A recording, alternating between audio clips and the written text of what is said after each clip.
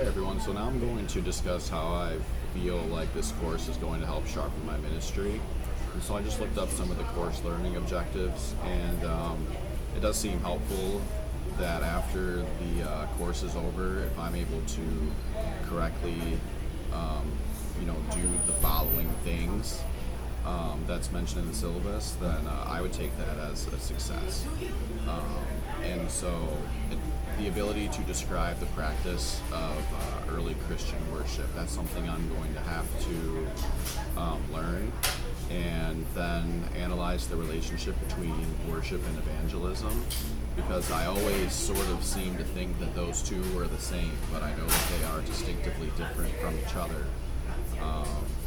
And with my goal to enter into the ministry in terms of a church worship setting, particularly with young adults and younger individuals, that's going to be an important competency for me to develop in terms of worship.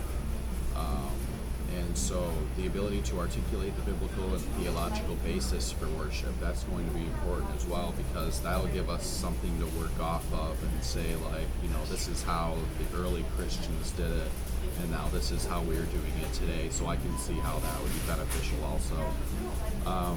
Recognize the diversity among churches in the body language of worship.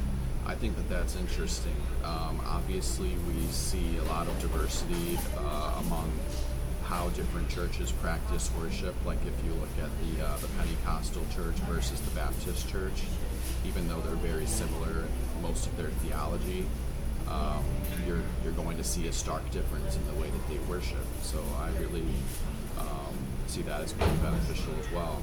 Observe and evaluate a worship experience different from your tradition. I like that, because currently I've been thinking of maybe visiting different churches, and I think that it might be fun to do that.